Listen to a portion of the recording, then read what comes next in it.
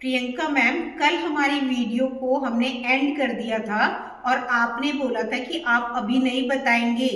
ठीक है, कल तो आप बहुत घाव खा रहे थे, तो अब आज बता दो। हमारे ऑडियंस भी वेट कर रही है कि स्टेट ऑफ बीइंग का क्या मतलब है। डियर, स्टेट ऑफ बीइंग किसी की एग्जिस्टेंस को बताता है। मतलब जैसे हमने कल डिस्कस किया था कि वो शब्द होते हैं जो हमें किसी काम के करने का पता बताएं, या फिर उन वर्ड्स को भी हम वर्ब बोल सकते हैं जो हमारी एग्जिस्टेंस बताएं, जो हमारी प्रेजेंस, हमारे होने का पता बताएं। उन वर्ड्स को भी हम वर्ब ही बोलते हैं। एग्जिस्टेंस मैम कुछ समझ नहीं आया, क्लियर नहीं हो रहा है, थोड़ा आप एग्जाम्पल्स के साथ बताओ इसको। Yes dear, why not. अब मैं आपको एग्जाम्पल्स देती हूँ जिससे आपको ये पता चले कि ऐसे कौन से वर्ड्स हैं जो हमारी एग्जिस्टेंस यानी कि स्टेट ऑफ बीइंग का पता बताते हैं। तो ऐसे वर्ड्स हैं is, am, are, was, were, has, have. इन सभी वर्ड से हमें ये पता चलता है कि हमारी एग्जिस्टेंस क्या है, हम किस स्टेट में हैं, किस अवस्था में हैं।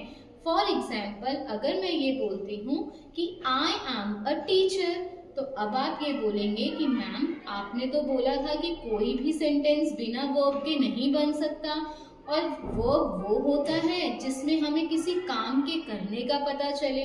तो आई एम अ टीचर, इसमें तो कुछ भी काम नहीं हो रहा। तो अब आप ये बोलेंगे कि मैम आपने तो ये बताया था कि बिना वर्ब के कोई भी सेंटेंस नहीं बन सकता, और जो मैंने अभी अभी सेंटेंस बोला है कि आई एम अ टीचर, तो इसमें तो आप कहेंगे मैम वर्ब क्या है, क्योंकि इसमें तो कुछ भी काम नहीं हो रहा। और वर्ब एक्शन वर्ड्स होते हैं, मतलब जो वर्ड्स हमें किसी काम के करने का पता बताएं, उन वर्ड्स को हम वर्ब बोलते हैं। और आई एम अ टीचर जो सेंटेंस है उसमें तो कोई भी ऐसा वर्ड नहीं है जो ऐसा बताए कि इसमें कुछ एक्शन परफॉर्म हो रहा है।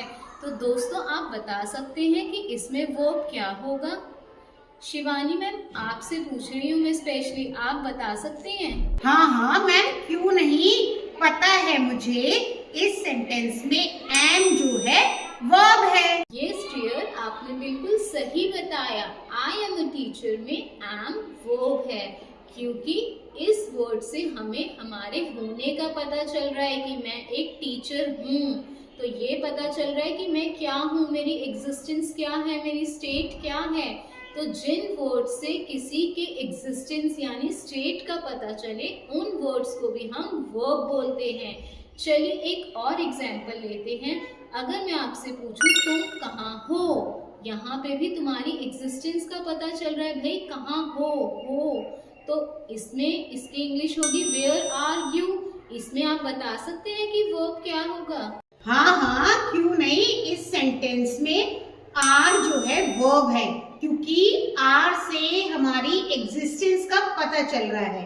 अब हमें अच्छे से समझ में आ गया मैम कि वर्ब किसे कहते हैं।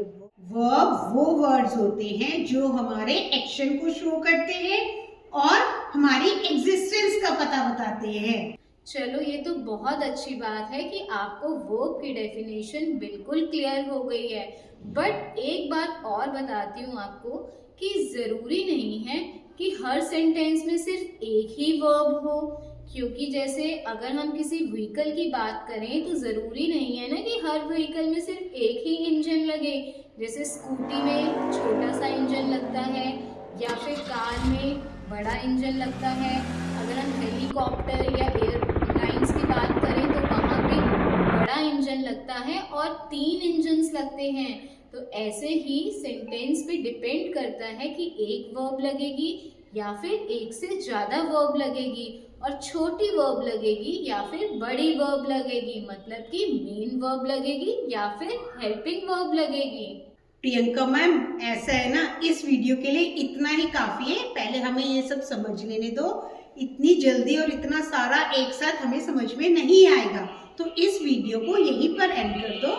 और जो डिस्क्रिप्शन बॉक्स की एक्सरसाइज है उसको भी हम अच्छे से सॉल्व कर लें समझ के, ताकि हमारा ये कॉन्सेप्ट क्लियर हो जाए और फिर आपकी आगे की वीडियो को हम देखें।